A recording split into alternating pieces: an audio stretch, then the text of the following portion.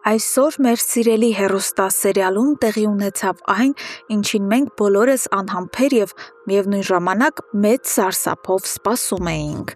Սա պատմության ամենակարևոր, ամենաճակատագրական բացահայտումն էր, որը վերջնականապես գլխի վայր շրջեց բոլոր հերոսների կյանքն ու ապագան։ Ամեն ինչ սկսվեց միանգամայն անմեղ մի տեսարանից։ Լեան գտնվում էր Լեոյի տանը։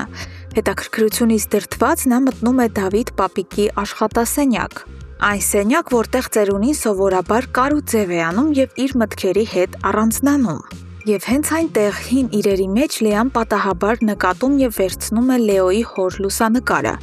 Բայց նա չի հասցնում անգամ ուշադիր զննել այն։ Ընդամենը մի քանի ակնթարթ անց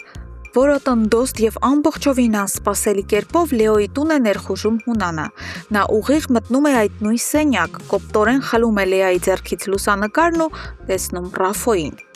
Այդ մեկ վայրկյանը Հունանի համար դառնում է իսկական մահացու սառը ցնցող։ Ժամանակը կարծես կանգ է առնում, Հունանը կատարյալ շոկի մեջ կորցնում է իրեն։ Նրա ուղեղում կայծակի պես հարվածում է սարսափելի իրականությունը։ Նա գիտակցում է, որ իր երկու հարազատ զավակները խելագարի պես սիրահարված են այն նույն Ռաֆոյի զավակներին, ում ինքը անխղճորեն սպանել է ուղիղ 20 տարի առաջ։ Սա ճակատագրի ամենադաժան հեգնանքն էր։ Արյունը գլխին խփած Հունանը բառացիորեն քարշ տալով Լեային հանում է տանից։ Ճանապարհին նա գազազած գոռում է աղջկա վրա, ասելով, որ սա իր առաջին և վերջին խիստ նախազգուշացումն է, ընդմիշտ հեռու մնալ այդ անիծված ընտանիքից։ Բայց փոթորիկը դրանով չի ավարտվում։ Տուն մտնելուն պես Հունանը վերածվում է իսկական հրեշի։ Նա սկսում է դաժանաբար վիճել կնոջ Ինայի հետ, քաշքշում է նրան, և այս ամենը տեղի է ունենում հենց սեփական զավակների աչքի առաջ։ Լեան ու Գրիշոն կանգնած են կատարյալ շոկի մեջ։ Նրանք երբեք չէին տեսել իրենց հորն այսքան անկառավարելի ու վտանգավոր։ Հունանը բղավում է, որ այսուհետ առանց իր խիստ թույլտվության նրանք իրավունք չունեն անգամ տանից դուրս գալ։ Իսկ երբ զայրույթի ալիքը մի փոքր իջնում է և Հունանն ու Ինան մնում են մենակ,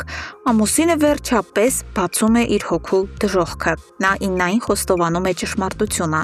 ասելով, որ իր սեփական աչքերով տեսել է սպանված Ռաֆոյի լուսանկարը։ Միայն այդ ժամանակ է Ինան հասկանում ամուսնու ոչ ադեկվատ և գազանային պահվածքի բուն պատճառը։ Եվ իրոք, եթե խորը մտածենք, Հունանի պահվածքը միանգամայն տրամաբանական է այդ իրավիճակում։ Ով նորմալ կարձագանքեր, իմանալով, որ իր երեխաները սիրահարվել են իր իսկ զոհի զավակներին։ Բայց այս սարսափից զատ Հունանին հիմա խժռում է մեկ այլ վտանգավոր միտք։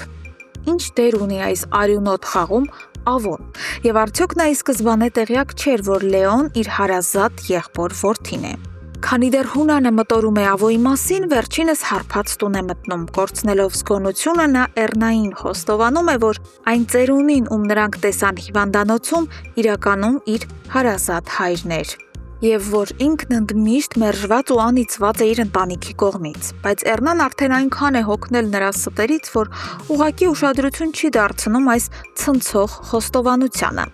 Իսկ մեր սիրահարների ճակատագիրը վերջնականապես կործանվում է։ Գրիշոն ճնշված հոր սպառնալիքներից հանդիպում է Մանանին և վերջնականապես լքում նրան։ Եվ սա այն դեպքում, երբ ընդամենը րոպեներ առաջ նա արցունքն աչքերին խոստովանել էր իր մորը, թե որքան շատ է սիրում Մանանին։ Խեղճ աղջիկը ճամպրուկը ձեռքին, արցունքների մեջ խեղդվելով, հասկանում է, որ այլևս գնալու ոչ մի տեղ չունի։ Նա կոտրված վերադառնում է հայրական տուն։ Երբ Լեոն տեսնում է նրան, կրկին դուրս է գալիս հունից, բայց այս անգամ Դավիթը ցուցաբերում է իսկական մեծ եղբոր խոհեմություն։ Նա հանգստացնում է բոլորին և ընդունում մոլորված քրոջը տուն։ Մանանը վերջապես, գիտակցելով իր սխալները, անկեղծորեն ներողություն է խնդրում իր եղբայրներից։ Սիրելի հեռուստադիտողներ, ինչ եք կարծում, ինչ դաժան քայլերի կդիմի Հունանը հիմա, որպեսզի վերջնականապես բաժանի իր երեխաներին Սարգսյաններից։ Եվ արդյոք Ավոն կշարունակի իր խաղերը, թե Հունանը կոչնչացնի նրան։ Սպասում ենք ձեր կարծիքներին մեկնաբանություններում։ Շնորհակալություն դիտելու համար։